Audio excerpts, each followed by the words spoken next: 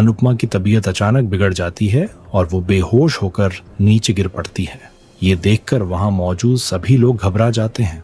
दिग्विजय तुरंत कहता है कि अब देर करने का समय नहीं है, इन्हें तुरंत डॉक्टर के पास ले जाना होगा। तभी प्रेम बिना कुछ सोचे अनुपमा को अपनी गोद में उठा लेता है और अस्पताल की तरफ लेकर निकल जाता है। पूरा परिवार भी उनके पीछे चला जाता है। वहीं श्रुति अकेली खड़ी रह जाती है। तभी गौतम उसके पास आकर ताना मारते हुए कहता है कि बेटी तो पहले ही अपनी माँ के साथ थी, अब दामाद भी उसी माँ के साथ चला गया। ये सुनकर श्रुति का चेहरा उतर जाता है। दूसरी तरफ दिग्विजय चिंता में डूबा होता है। वो कहता है कि दर्द और लगातार तनाव की वजह से अनुपमा की ये हालत हुई है। कुछ देर बाद अनुपमा को होश आ जाता है। आंखें खुलते ही वो सबसे पहले बाबूजी को देखकर कहती है कि वो बिल्कुल ठीक है। तभी राही वहां से जाने लगती है, लेकिन अनुपमा उसे रोक लेती है और कहती है कि थोड़ी देर उसके पास बैठ जाए। किंजल सभी से कहती है कि अब मम्मी को आराम करने देना चाहिए। फिर वो राही से कहती है कि अगर किसी भी चीज की जरूरत पड़े तो उसे तुरंत आवाज दे देना। इसके बाद सभी लोग कमरे से बाहर आ जाते हैं। बाहर आते ही दिग्विजय मंदिर की तरफ देखता है और इमोशनल होकर कहता है कि उसे पत्थर की मूर्तियों पर भरोसा नहीं है, लेकिन अगर सच में भगवान है और हर कदम पर अनुपमा का साथ देते हैं तो फिर उसकी जिंदगी में इतने दुख क्यों हैं। वो कहता है कि अनुपमा हमेशा दूसरों को खुशियां देती है, लेकिन बदले में कभी अपने दर्द का हिसाब नहीं मांगती।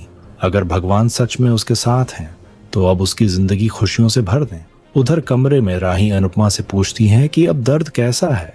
अनुपमा कहती है कि वो ठीक है, लेकिन राही उसे डॉक्टर की बात याद दिलाती है। वो कहती है कि ज्यादा काम करने की वजह से ही उनकी तबीयत बिगड़ी है। डॉक्टर ने साफ कहा है कि 2 दिन तक उन्हें पूरा बेड रेस्ट करना होगा और पैर भी नीचे नहीं रखना है। अनुपमा मन ही मन सोचती है कि कंपटीशन का फाइनल इतना करीब है, ऐसे में वो कैसे आराम कर सकती है। राही समझ जाती है कि उसकी माँ फिर से उसी कंपटीशन के बारे में सोच रही है। तभी अनुपमा प्रेम के बारे में पूछती है। राही बताती है कि प्रेम ही उन्हें अस्पताल लेकर आया था और उनकी हालत देखकर काफी परेशान भी हो गया था। ये सुनकर अनुपमा प्रेम का धन्यवाद करने के लिए कहती है। साथ ही वो राही को भी शुक्रिया कहती है। ये सुनकर राही इमोशनल हो जाती है। वो कहती है कि गुस्से में उसने अपनी माँ को बहुत कुछ कहा, लेकिन फिर भी माँ उसी का धन्यवाद कर रही हैं। दोनों माँ बेटी एक दूसरे को गले लगा लेती हैं। इसके बाद राही कहती है कि प्रेम बहुत अच्छा इंसान है, हालात जरूर खराब हैं, लेकिन समय बदलते ही सब कुछ ठीक हो जाएगा। अनुपमा भी कहती है कि वो प्रेम को अच्छी तरह जानती है। दूसरी तरफ तोशु और पाखी बैठे बैठे खाने का मजा ले रहे होते हैं। दोनों ऊपर से तो अनुपमा की चिंता जताते हैं, लेकिन अगले ही पल असली मकसद सामने आ जाता है। तोशु भगवान से प्रार्थना करता है कि किसी भी तरह मम्मी ये कंपटीशन जीत जाएं, ताकि 50 लाख की इनामी राशि में उनका भी हिस्सा मिल सके। पाखी भी उसकी बात का समर्थन करती है। इसके बाद अनुपमा राही से अपने दिल की बात कहती है। वो कहती है कि वो प्रेम को हराने के लिए नहीं लड़ रही, बल्कि अपना घर बनाने के लिए ये कंपटीशन जीतना चाहती है। ऐसा घर जहां उसकी बेटियों को कभी ये महसूस न हो कि उनके सिर पर अपनी छत नहीं है।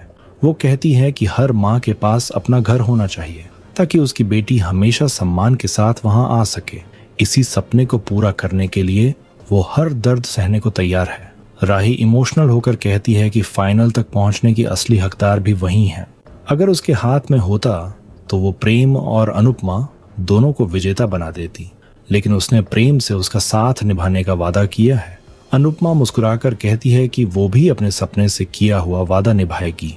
आखिर में राही सिर्फ इतना कहती है कि घर बाद में भी बन जाएगा, लेकिन उसे सबसे पहले अपनी मम्मी चाहिए, इसलिए वो उनसे अपना ध्यान रखने की विनती करती है। अनुपमा भी उससे वादा करती है कि वो अपनी सेहत का ख्याल रखेगी।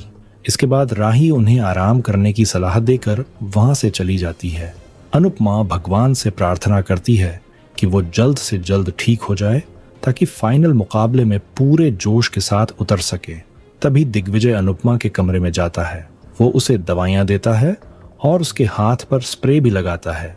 दिग्विजय पूछता है कि अब कैसा महसूस हो रहा है। अनुपमा मुस्कुराकर कहती है कि अब वो पहले से काफी अच्छा महसूस कर रही है।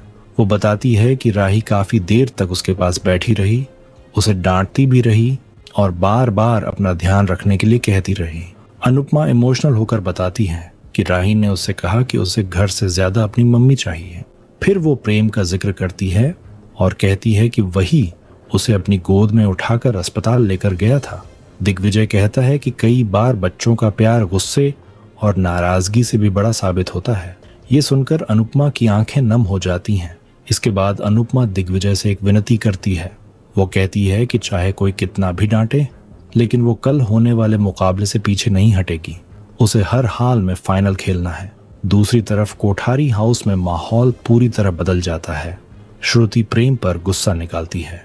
वो कहती है कि प्रेम ने वादा किया था कि वो अनुपमा को हराएगा, लेकिन अब वही उसकी मदद कर रहा है। गौतम भी श्रुति का साथ देता है और कहता है कि अनुपमा को अस्पताल पहुंचाने के लिए और भी लोग मौजूद थे, फिर प्रेम को ही क्यों जाना पड़ा। तभी राही घर पहुंचती है। श्रुति उससे भी सवाल करती है कि वो इतनी देर तक अनुपमा के पास क्या कर रही थी। राही साफ कहती है कि उसकी माँ बीमार थी, इसलिए उसका वहां होना जरूरी था। लेकिन श्रुति का गुस्सा और बढ़ जाता है। वो याद दिलाती है कि उसने कैफे में कितना बड़ा निवेश किया है और अगर ये कंपटीशन नहीं जीती गई तो सब कुछ खत्म हो जाएगा। वो दोनों से कहती है कि अब उन्हें सिर्फ जीत पर ध्यान देना चाहिए, अनुपमा पर नहीं। श्रुति की बातें सुनकर आखिरकार प्रेम और राही दोनों जवाब देते हैं। राही कहती है कि बीमार माँ का इलाज करवाना किसी पर एहसान नहीं बल्कि बच्चों का फर्ज होता है। वहीं प्रेम कहता है कि नफरत दिल के एक कोने में होती है, लेकिन इंसानियत हर जगह होती है। वो साफ कह देता है कि वो आज भी अनुपमा को हराना चाहता है, लेकिन अपनी इंसानियत नहीं छोड़ सकता। अगर ऐसी हालत में वो अपने दुश्मन की भी मदद न करे तो इंसान कहलाने का हक खो देगा। आखिर अनुपमा तो फिर भी उसकी माँ जैसी है। प्रेम की ये बात सुनकर राही और घर के बाकी लोग उसकी तारीफ करते हैं। मोटिबा भी श्रुति को समझाती हैं कि सभी बच्चे पूरी मेहनत से कंपटीशन जीतना चाहते हैं। ख्याति कहती हैं कि गलती श्रुति खुद कर रही है और उसका असर पूरी टीम पर पड़ रहा है। अनिल भी साफ कह देता है कि श्रुति अपनी निजी दुश्मनी का बोझ प्रेम और राही पर नहीं डाल सकती। परी भी उसका साथ देते हुए कहती है कि श्रुति सिर्फ प्रेम और राही को मोहरा बनाकर अनुपमा को चोट पहुंचाना चाहती है। इसके बाद प्रेम बड़ा फैसला सुनाता है। वो कहता है कि जीतने के बाद वो श्रुति का पूरा निवेश किया हुआ पैसा लौटा देगा और फिर इस कैफे पर सिर्फ उसका और राही का हक होगा। ये सुनते ही श्रुति के पैरों तले जमीन खिसक जाती है। वो वहां से चली तो जाती है, लेकिन मन ही मन सोचने लगती है कि अगर उसने कैफे पर अपना अधिकार खो दिया तो फिर इस घर में उसकी कोई जगह नहीं बचेगी। अगले दिन अनुपमा की आंख खुलती है, लेकिन उसके हाथ में तेज दर्द हो रहा होता है। वो अनुज की तस्वीर देखकर कहती है, अगर दर्द दिया है तो उसे सहने की ताकत भी देना, चाहे कुछ भी हो जाए, मैं ये कंपटीशन नहीं हार सकती। दूसरी तरफ शाह हाउस में सभी लोग नाश्ता कर रहे होते हैं। प्रेरणा सबको याद दिलाती है कि अगले दिन से फाइनल मुकाबला शुरू होने वाला है, इसलिए कैफे का सारा सामान पहले से तैयार रखना होगा। वो माही और ईशानी से जरूरी सामान की लिस्ट मांगती है और दिग्विजय से कैफे के अकाउंट्स और स्टाफ की व्यवस्था के बारे में पूछती है। दिग्विजय कहता है कि सब कुछ संभाल लिया जाएगा। इसी बीच बापूजी अनुपमा की तबीयत के बारे में पूछते हैं। दिग्विजय बताता है कि हाथ की सूजन तो कम हुई है, लेकिन दर्द अभी भी है। वो अनुपमा को नाश्ता देने जाने लगता है, लेकिन लीला उसे रोक देती है। तभी प्रेरणा माही से कुछ सामान पास करने के लिए कहती है, लेकिन माही उसे पूरी तरह नजरअंदाज कर देती है। ईशानी जब पानी मांगती है तो माही तुरंत उसे पानी दे देती है। ये देखकर प्रेरणा को गुस्सा आ जाता है। वो पूछती है कि आखिर उसे ही क्यों नजरअंदाज किया जा रहा है। माही साफ कह देती है कि प्रेरणा हर किसी को आदेश देने लगी है, जैसे वही इस घर और कैफे की मालकिन हो। प्रेरणा जवाब देती है कि अगर माही और ईशानी अनुपमा की मदद नहीं करेंगी तो उसे ही सब संभालना पड़ेगा। ईशानी कहती है कि वो लोग पहले दिन से अनुपमा के साथ हैं, जबकि प्रेरणा अभी अभी आई है। माही भी ताना मारती है कि कंपटीशन में जहां उसकी नहीं चलती वहां घर में अपनी चलाने की कोशिश कर रही है। इसके बाद पाखी और तोशु भी बहस में शामिल हो जाते हैं। बहस बढ़ते बढ़ते घर के अधिकार तक पहुंच जाती है। पाखी कहती हैं कि प्रेरणा को ये तय करने का कोई हक नहीं कि घर में क्या होगा। इस पर प्रेरणा कहती है कि अगर आज तक ये घर अनुपमा का नहीं हो सका तो किसी और का कैसे हो सकता है। उसकी ये बात सुनकर पूरा माहौल गर्म हो जाता है। अंश बार बार सभी को शांत करने की कोशिश करता है, लेकिन कोई उसकी बात नहीं सुनता।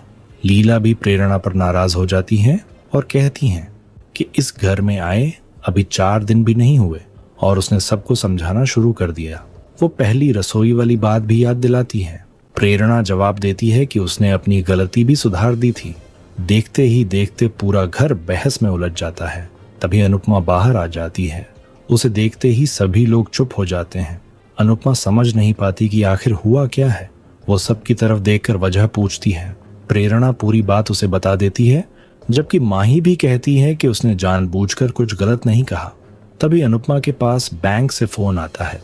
वो दिग्विजय के साथ बैंक चली जाती है। जब दोनों वापस लौटते हैं तो लीला फिर नाराज हो जाती है। वो कहती हैं कि डॉक्टर ने आराम करने के लिए कहा था, फिर भी वो बाहर क्यों गई। अनुपमा समझाती है कि वो घूमने नहीं बल्कि बैंक गई थी, क्योंकि घर बनाने के लिए लोन की प्रक्रिया पूरी करनी जरूरी है। ये सुनते ही सभी लोग हैरान रह जाते हैं। तभी माही इमोशनल होकर अनुपमा से कहती है कि अगर अब उसे प्रेरणा पर ज्यादा भरोसा है तो वो टीम छोड़ देती है।